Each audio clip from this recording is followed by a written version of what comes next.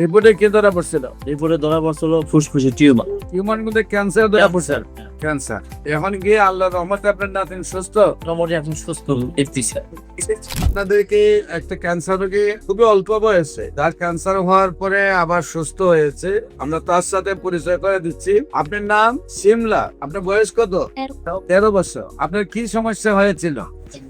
এখন আপনি কয় মাস ওষুধ খাইছেন? 6 মাস। 6 মাসে পড়ছেন, 5 মাস খাইছেন। এখন কি চাকা আছে? ব্যথা ট্যাথা আছে? এখন সম্পূর্ণ ভালো। সম্মানিত দেশবাসী, বিশেষ করে মাত্র 4 মাস 5 মাস ওষুধ খাওয়া হয়েছে, তার টিউমার চলে গেছে, বডি থেকে ক্যান্সারে চলে গেছে। এখন আল্লাহর অশেষ রহমতে সে সম্পূর্ণ সুস্থ আছে। আপনি কি সম্পূর্ণ সুস্থ আছেন নাকি কোনো সমস্যা আছে?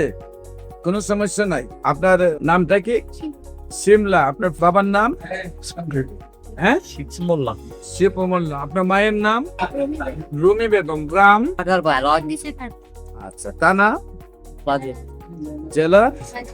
আপনার সাথে কে? না, আপনার নাম কি? মোহাম্মদ আলী হোসেন। আপনার কি হয়?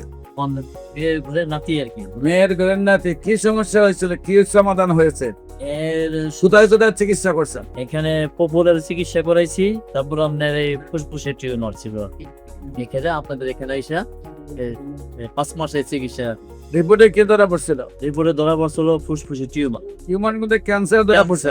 ক্যান্সার। টিউমারের মধ্যে ক্যান্সার ধরা পড়ে আপনি কোথায় চিকিৎসা করছেন? আপনাদের এখানেই। আমাদের এখানে। আমাদের আগে কোথায় পপুলার?